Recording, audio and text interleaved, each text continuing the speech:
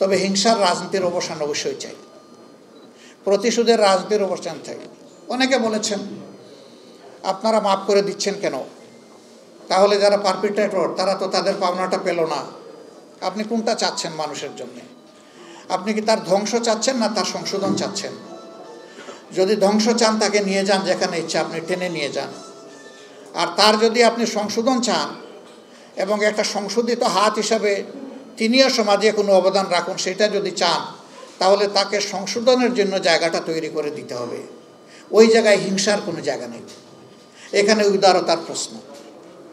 তবে আমরা বলেছি হ্যাঁ, কোনো ভিকটিম কিংবা ভিকটিম ফ্যামিলি তারা যদি সুনির্দিষ্ট অপরাধের প্রতিকার চেয়ে আইনের আশ্রয় নেয়, আমরা তাদেরকেও সাহায্য করব, এটা আমাদের দায়িত্ব। কিন্তু দল হিসাবে আমাদের উপরে যা করা হয়েছে, এই জুলুম শব্দ বলতেও আমার কষ্ট লাগে, যা করা হয়েছে আমরা আল্লাহর রাস্তায় তা ক্ষমা করে দিলাম। কোয়ালিটি সম্পন্ন আন্তর্জাতিক মানের still bar CSRM, committed for better still. দল হিসাবে আমরা কোনো প্রতিশোধ নেব না, তবে এটা আশা করব যারাই রাজনীতি করবেন তাদের জন্য আল্লাহ একটা রাজকীয় মন দেন,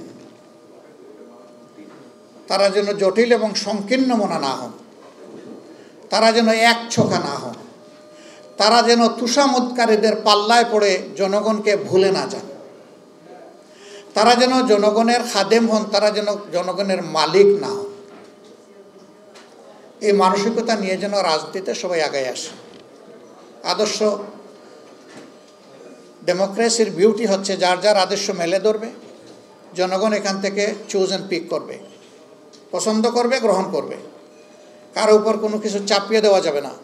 ওরে নির্মূল করো, ওরে ধ্বংস করো, ওরে মাটির নিচে পাতালপুরিতে পাঠিয়ে দাও, এগুলা রাজনীতির ভাষা নয় এবং এগুলো রাজনীতি নয়, এগুলো নোংরামি রাজনীতির নামে, এগুলো বন্ধ হওয়া উচিত। তবে যদি সুনির্দিষ্ট বড় কোনো অভিযোগের কারণে কোনো দল, সংস্থা, সংগঠনের কোনো কিছু পাওনা হয়, সেটাও সে পাবে, কিন্তু সেটা আইন হাতে তুলে নয়, এটা আইনি প্রক্রিয়ার মাধ্যমে হতে হবে। আবার আইন সেটা মতলবী আইন হলে চলবে না, এটা অবশ্যই ট্রান্সপারেন্ট এবং ফেয়ার স্ট্যান্ডার্ডের উপর এটা হতে হবে।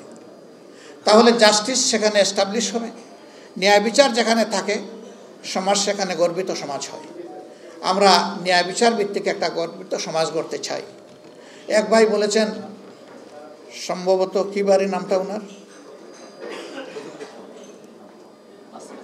হ্যাঁ, বাসির জামাত, উনি বলেছেন যে উনি খুব আনন্দিত যে জামাতের আমির এবং মহানগরীর উত্তরের আমির দুইজনই বৃহত্তর সিলেটের মানুষ। আমার পরিচয় ভাই ভিন্ন, আমাকে লোকেরা জিজ্ঞাসা করে আপনার ঠিকানা কি, আমি বলি সাধারণ পরিবহন সমগ্র বাংলাদেশ। আমি যদি এই সংগঠনের প্রধান হয়ে থাকি তাহলে আমার নির্দিষ্ট ঠিকানা নাই, আমার সারা বাংলাদেশই আমার ঠিকানা।